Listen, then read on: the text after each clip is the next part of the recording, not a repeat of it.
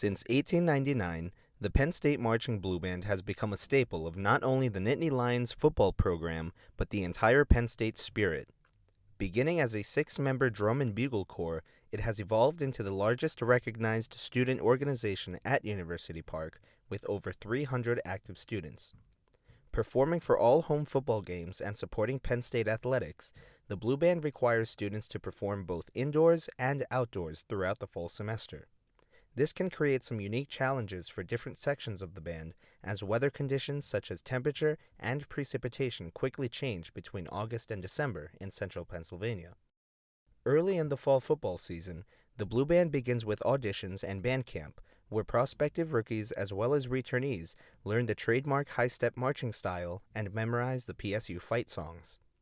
When they arrive on campus one full week before classes begin, weather conditions can be very muggy, with temperatures sometimes approaching 90 degrees.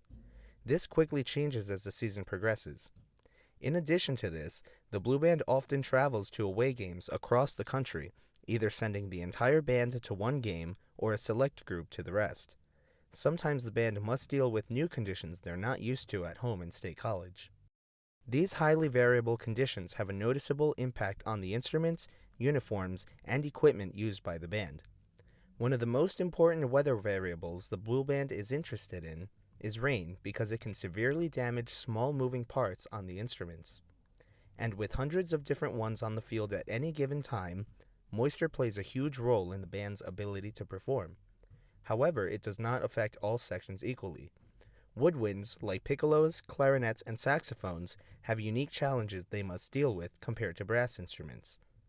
All three of those instruments have pads that close the tone holes on the instruments.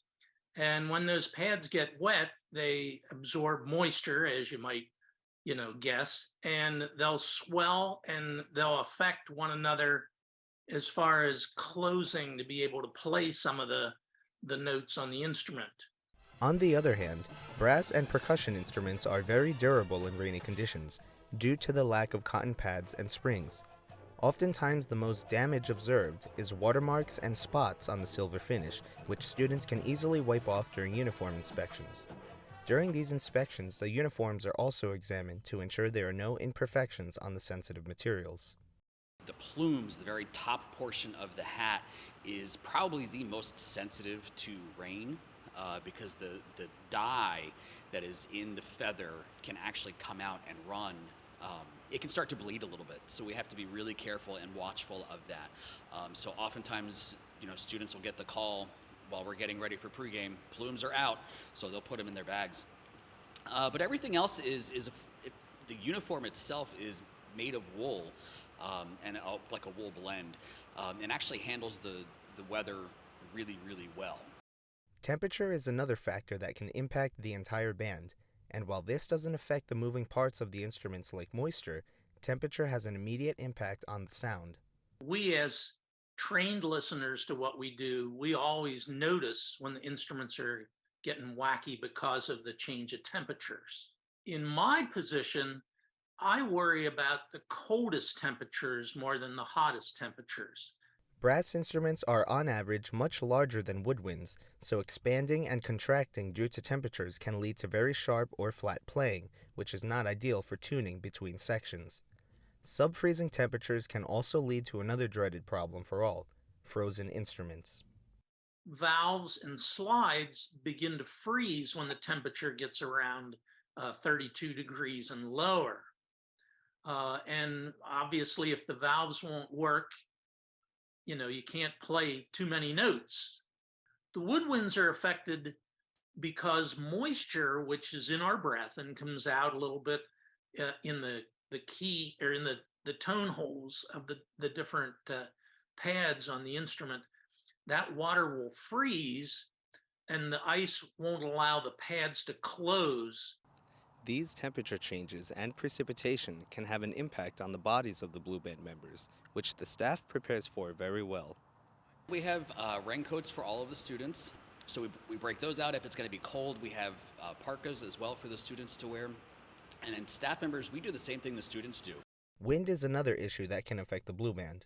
Sound does not change very much with gusty conditions, but it is extremely bothersome to the silks who twirl flags and majorettes who twirl batons, both of which require tossing the equipment up into the air for routines.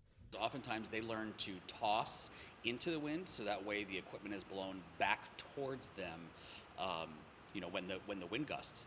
And oftentimes, if it's too severe, they will actually take tosses out of their routine and make adjustments in that way. The Blue Band doesn't have to look far for their weather forecasts. They rely on their very own Beaver Stadium announcer and AccuWeather meteorologist. Dean DeVore provides a lot of our resources as far as planning for rehearsals and game days. He's been great with giving us updates. Having a professional meteorologist who's also part of the staff is extremely useful in helping the Blue Band to minimize damage to equipment from the outdoor environment, and more importantly, to keep everybody safe. With the efforts of the staff and the students to do their part and keep everything in good working condition, the Penn State Blue Band can be sure to keep firing up the amazing game day atmosphere at Beaver Stadium and for Penn State University like they've done for over 100 years. For Weather World, I'm Dan Guzman.